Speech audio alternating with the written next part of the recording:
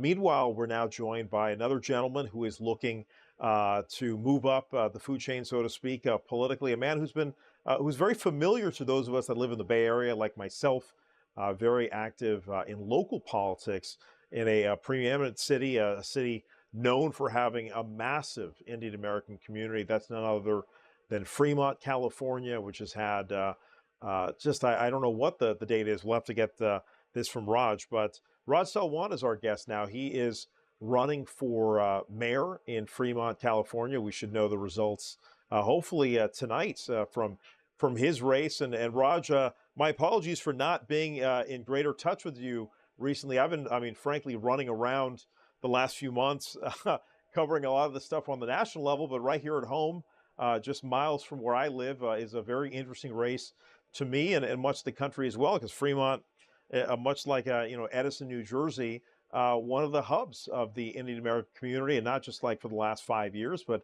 going back decades. I know you're a native. Take us through what this run for mayor has been like, and it certainly. I know you've been dedicated to public service for many years now. So what has this been like for you? Well, it's been very exciting. Thank you so much for having me. I really appreciate all the work you do.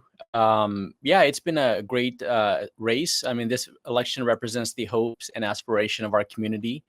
The Indian American community is kind of the home base of City of Fremont. Majority of our Asian population here is predominantly Indian, which is, I think, about 37%. And then the rest is Chinese, and we got Filipinos and Vietnamese and all the other groups. And so it's a multicultural, multi-ethnic community. And so we've never had a mayor win in City of Fremont as from Indian American descent. So it'll definitely be exciting for the community. But not only am I Indian American, I'm also the most qualified candidate in this race. I've been involved for the past 9.5 years as a city council member. Before that, I was on commissions. I volunteered. I've pretty much been a part of every single organization in town, and I've always been part of the solution.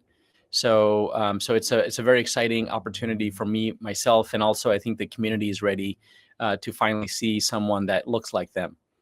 Very often, I think our community feels like we're marginalized or we don't get the credit that we deserve, and so it's very easy to overlook our community. And I think seeing a mayor finally elected in the city of Fremont will give a strong message to folks that yes, Indian Americans can get elected, they can be mayors.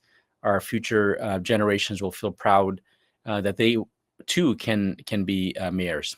When I first ran, the mayor at the time said that you need to change your name because a name like Raj, R-A-J, will not win in city of Fremont. And I said, heck no, I will lose as Raj, but I will not become Roger. And so I'm really hopeful that we have a good shot of winning. We'll find out in another hour or so, and eagerly waiting. Thank you for having me. No, my pleasure, Raj. And of course, we certainly love to get people right as they find out if they've won their campaign or not. But I know you have a victory party ostensibly to go to. Take me through running a local election in this environment, right? This is not a small community any longer. Fremont's a major city. I think it's the fourth largest city in the Bay Area, and of course Tesla's major manufacturing hub. So it's certainly not a small, tiny hub. It's a bastion of commerce.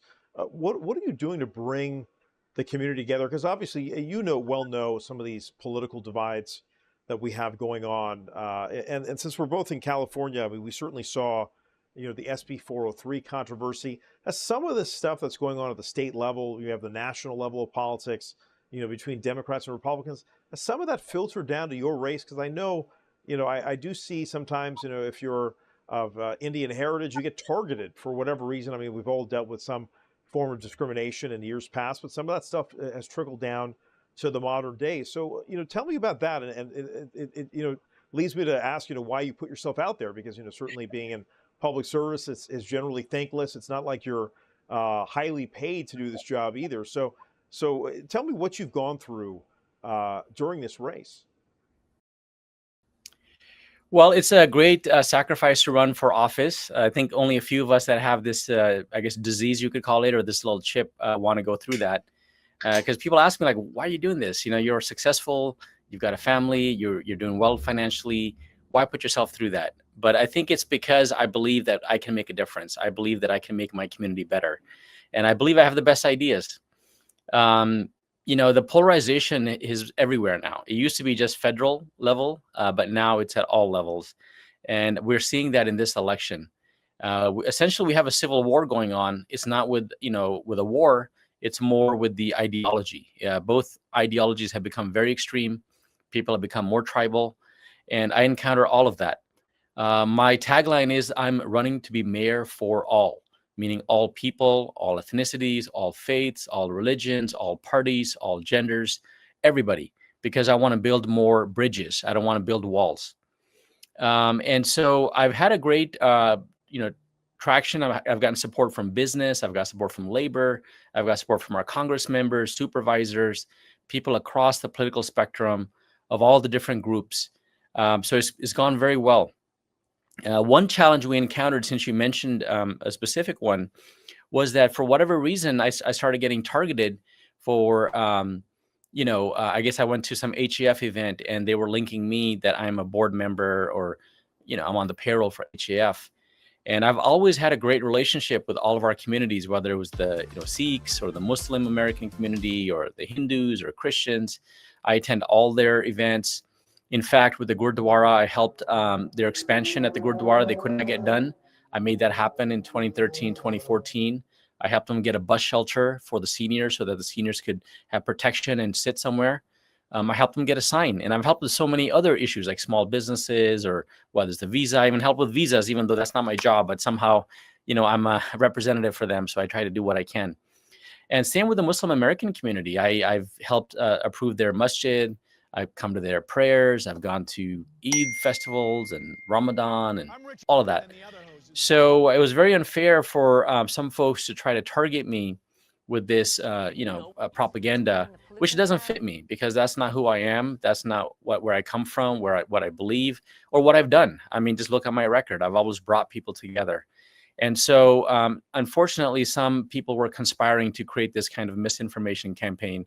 And so it's very unfortunate. But again, I'm here for everybody. I'm going to represent all of them, every single group, and make sure that I bring people together. And again, just build collaborations, bring unity. I can't solve the global problems. I can't solve international issues. I can't even solve issues back in India, but I can solve local issues in the city of Fremont. I can fix potholes. I can make Fremont safer. I can help with the 911 response time. I can improve our parks and our infrastructure. So those are things I'm trying to do. I'm just trying to bring people together. Let's focus on the basics. Let's get back to the simple things and see how we can work together. And so I hope that going forward, we can channel some of that energy into local efforts instead of proxy wars for international affairs. So again, I'm mayor for all, mayor for everybody, and I'm looking forward to hopefully getting elected mayor and bringing the community together. I do feel there is an intergenerational trauma with many different groups, and we need to deal with that, and we need to bring folks together to develop an understanding and see how we create a new identity here in our new homeland. So that's what I'm looking forward to. Well, Raj, we certainly wish you all the best in this race. I've seen you in the community for many, many years. And I think this is what, we haven't delved too much into this, but I know there's a lot of unfortunate vitriol that you see on social media, that you see, that just, things that you wouldn't necessarily see people say to you in person, but they, through an anonymous pseudonym, they're able to go ahead and take shots at you. And it's really unfortunate because I mean, I've known you for many years. I think you're one of the nicest people I've met, and for people to give you grief for attending an event, which they want to come up with some kind of dark association of nonprofit groups or whatever. It's really kind of stunning. But again, it just goes to show you that there's still things we're working on here societally, where there is deep-seated bigotry that we're all still trying to deal with, and some of the stuff has even come from the old country, so to speak, and we're all still trying to deal with it. So I'm very sorry to hear that you've had to face this, but frankly speaking, we had a young lady on earlier in this broadcast, Bhavani Patel, and she went through a lot of grief for frankly the same reasons. during her primary. And so I want to make sure that folks know that they don't have to be afraid to run for office. There's no need for them to feel threatened by what is deep-seated bigotry without any kind of rationale. And you shouldn't have to stand back and feel like you're alone in this, because there are those of us who are paying attention and we see what's going on. And we do appreciate you putting yourself out there, because it's not easy, especially I know what the mayors deal with. Years ago, I ran, I worked for a television station in Salinas, California, and I dealt with the mayor of Salinas, who had to deal with all these gang shootings. And then the poor guy would get grilled by me all the time. Almost every weekend, there was some kind of horrible gang shooting, and I almost would, put the blame on him. And then I found out he was making $600 a month. Poor guy had to deal with my grief for $600 a month. And then I realized, you know what, this is true public service. I really appreciate that. We saw that in, I think, the Cupertino City Council. I had a chance to moderate a debate there. And so these are not exactly highly paid gigs. These are people that genuinely are trying to serve their community, and they get a whole lot of grief and a whole lot of work for that trouble. So, Raj, we really appreciate you running and your time tonight. Best of luck. Look forward to continuing to follow what you do in the great city of Fremont. Thank you so much for having me, and it's been an honor to be here. I look forward to chatting with you after the election results.